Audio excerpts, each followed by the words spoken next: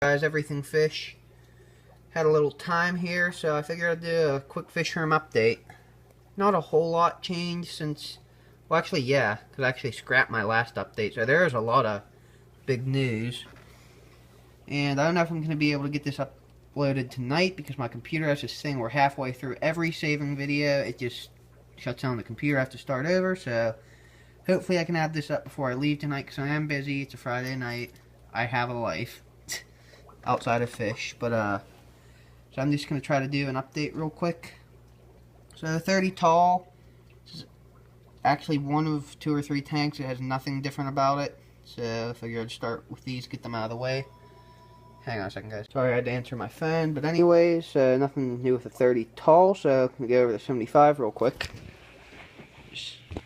Computer's not broken, I'm just holding my hand over you guys. So here's a 75. Again, not much new. I don't know if this was in the last update because that was 3 weeks ago and I can't remember that far. I didn't actually take the time to watch that video before I started recording this, which I should have, so I knew what I said last video. But anyway, Sarge is getting huge, so I actually had to expand his cave back about twice as far. Added 3 PVC pipes. He's got like a whole castle in there. Let's see, where is he? There he is. It's about 8 inches now. I wish he'd come out for you guys. He's actually coming out every night now to feed. He'll come up to about there to meet my hand with shrimp pellets. But oddly enough, he only hand feeds. I can't just drop shrimp pellets and he goes after them. He's so dumb. So I have to hand feed him and he won't surface feed like most bullhead should. But still working on that. The giant Danios. They're getting huge now, guys. I mean, once the Fishroom's up, I think I might actually take an attempt at breeding these guys. I'm pretty sure I have a pretty even ratio of 3 males to 3 females. Can't remember if the males are the more slender ones or the tall-bodied, but I have 3 each. So I'm probably going to try to breed those in like a 30 long or a 10, or a 10 for the fry. Gibiceps pleco, getting gigantic. Here's actually out. For those of you who watched my last species info video, it was on Gibiceps plecos. You actually see him out. Let me put my, this is my index finger next to him. Yeah, he is huge. It's about an inch right there. You can see on my finger, so he's big. I measured him out. He's about 7 inches now, which is pretty good for a year and a half because these guys are extremely slow growers. But I'm expecting him to get 20 inches eventually. Striped Raphael cat. I don't know if you can see him in there. Awesome fish, about 4 inches now. Here's the bullhead grow out tank. They're still in it. These guys will actually surface feed, unlike Sarge, and I've had them for less time and they're smaller. 3 of them in there for those of you who've never seen these guys before. This is just a grow out 5.5 gallon. Pretty soon they're either going to be another grow out 20 tall or a grow out something around the 20 gallon Rubbermaid bin. Because I'd like to use the 20 tall I'm going to have available for breeding. And these guys would easily do well in a clear bin that I can see through. They're bullheads anyway. So, going over the Fishroom, which is really becoming a Fishroom since I have 6 tanks in it now. There we go. Chub tank. There is a little bit of sad news in here. Had 1 death. I believe that was last Saturday. One of the chubs jumped out while I was having a kidney stone on my couch. For those of you who know what that feels like, it's probably the worst pain a guy can have, and women have called it the 2nd most pain. So I was stuck on the couch all weekend, wrenching pain. That was my 9th kidney stone in my life. I won't ramble about that or complain, but I didn't hear the chub, I guess. One of them jumped out. The lid actually opened this and was able to jump out through it. So that was that was bad, and it sucks. Trying to merge those 2 into one sentence. So I have 3 chubs, but they're still schooling well. I'm not worried about stress or anything. They're big minnows, so it's not like they have anything to be afraid of, other than Apollo. Who's doing great. She's about 4 inches at this point. Beast fish. You can see her when she yawns, guys. It's huge. Got a bass mouth. And then, if I can find them, he's under the sponge filter. That's going to be hard. Oh, he just came out because I scared him. There's Hoover, white sucker. He's doing awesome. About 7.5 inches. Hey, Hoover.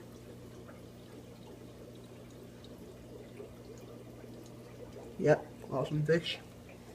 Going over probably the biggest tank update on this. Here's a native plant tank, which I'm just calling a swamp tank at this point, or a pool tank.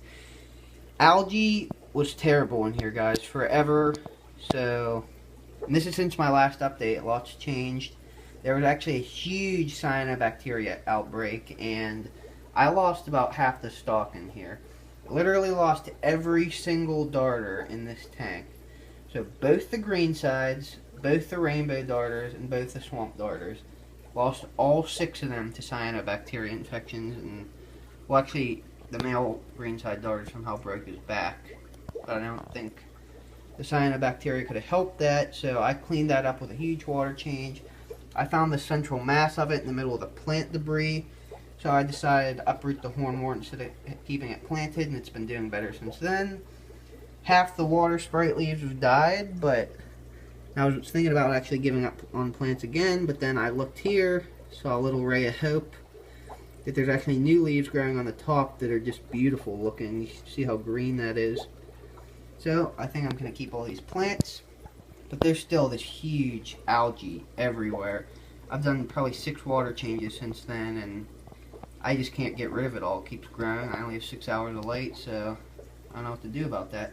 But the cyanobacteria is gone, which is good, so I'm probably going to be moving these guys, the Johnny Darters, into that plant tank so I can free this up for either breeding or grow out for something. I don't know. This tank looks really bland, and I feel like the Johnny Darters don't get as much attention from me in this tank because, one, there's no light, so it's hard to see. The gravel's boring, so they don't really show too well on it. And these guys just aren't bonding too well like my other fish. They're really skittish still, so I'm hoping putting them in the plant tank with other fish to keep them company, and something with light and more natural looking substrate will help bring them out more. And going right next to this, which used to be just the plant tank immediately next to it, but now we got this. My newest tank, guys. Brings me up to, I don't even know. I don't count anymore. I have so many tanks. 10 or 11, something around that, tanks. So this is awesome. Filtration's a sponge filter with a power head to suck up water through here. Pre-filters it, so this is the best filter I can think of for a riffle tank because it's pre-filtered, and then it's aerated, and then it's shot out, so it's like clean creek water coming down to them. Now the stock, I got 5 mimic shiners. These guys are awesome looking, iridescent. These are all natives in here, guys. And then one I thought was a mimic shiner when I got it, but turns out it's a blunt-nosed minnow. Pretty cool looking fish. Not stressed, it schools with a mimic shiner, so I'm not going to get any more of them. And this is mainly a darter tank, which is why I set it up. Pair of greenside darters, male-female pair. Just like my old ones, only these aren't that old pair, these are new ones. They're really personable, just like the old ones. Interact really well with people. It's probably the least skittish darters in here. Hey, buddy. Might call him Al Jr. after my original male, but open the name suggestions for all these fish, guys. Male rainbow darter, or I'm sorry, male greenside darter, female greenside darter, and then where are they? There's 2 more. These do look like the same fish, but they aren't. The one right there that's still there, that one, is a male variegate darter, which is probably the prettiest darter I've ever owned. Really beautiful. They almost look like a gilt darter, but they aren't. Got red and green on their fins. They're just a beautiful fish, guys. That's the male. Female is back there. And male rainbow darter. Another one, not the original one. There's a female rainbow darter. Actually has a leech stuck on her, but I tried for about an hour the other night to catch her with a net to get it off, but couldn't, so hoping she survives it. She seems to be doing pretty good, though. I'm hoping another fish will come up beside her and eat it, because that does happen quite a bit in nature. Things eat leeches or parasites off each other. Then, last fish, who was most active the day I put her in, but now she's pretty much a hider. Real sweet fish, though. Great personality. Gentle. That is a female banded darter. And bandeds are my all-time favorite darter, guys, so awesome that I have one in here. Kind of sad I couldn't get a male for her, because the males really are awesome. They're lime green and orange striped. The female kind of has some lime green bars on her, but not really. I don't know where she just went. Might call her acrobat because she moves around so much up and down the walls. There. Beautiful fish, even though she's a female. You can kind of see the lime green on her. So that's this tank. It looks really tannin stained. I'm just going to do enough water changes to get that away, because I have my Pawnee driftwood in the center. And all these rocks are from my creek, even though I washed them a bunch of times. So I think that might be where that leech came from on the rainbow darter, but I'm not sure. So the flow in this tank's going from over here, down, and over this way. Got 2 caves for them to hide in and get out of it. Yeah, really natural creek tank. And then going over to the Quarry tank. Hornwort is just doing amazing in here, guys. Just flourishing like crazy. There's the Corys, Paliotis. I'm getting endless numbers of eggs out of these guys, but I've had about 8 total hatch, which is really sad. I think there's still 1 alive in the fry tank, but that's about it. And I don't know if I showed you these in the last video. I think I did, but I don't know. I'm losing my mind. Tequila Sunrise Guppies. They've been breeding for me a lot. These are the females. That's one of the males. The other male's getting beat up by the female, or the other male's getting beat up by this male here. But he's still alive and he just hides in the hornwort, so yeah. There's one of the females under there. She looks really plump. I'm hoping she'll give birth in a few days, because I haven't had a spawn probably in about 2 weeks. But I have had 2 total spawns, about 60 total fish out of these guys. There's the male, the other one hiding up in there. Yeah, he's been like that for a couple weeks. It's not like he's gonna die or anything. He just likes to hide. And go over to the fry tank. Looks really different. Yeah, there's that thing. I'm gonna explain that in a minute, but bad news about the guppy fry. I originally had about 50, 60. Had an ick outbreak. I'm down to about 15 total fish, which sucks, because I wanted to sell a lot of them to you guys if you were interested. But they all have ick. Literally every single fish in here has ick, which is sad, because I need 6 for the Breeder Award Program BAP at my local fish club for December. And I don't know if they're going to be cured in time for that at this rate. I mean, I'm losing about 5 fish a day. Been treating with salt, heat, and ick medicine. None of it's working. Still having deaths. But actually, for a while, this wasn't aerating. I had a weird contraption where that was hooked up to this, and the Quarry eggs were over here so the guppies wouldn't eat them. But then there's very minimal aeration, which I think might be part of the reason I had deaths. Not sure, but seems pretty logical. So to get the aeration back, I rehooked up the sponge filter and then put in this eggs thing in here with a rock to weigh it down.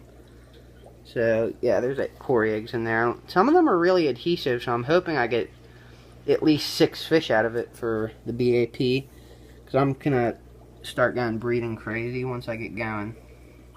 Once the Fishroom's up, gosh, I'm gonna have so many tanks, I hope. Aiming to have about 40 total tanks in my Fishroom, maybe 50. But yeah, there's that.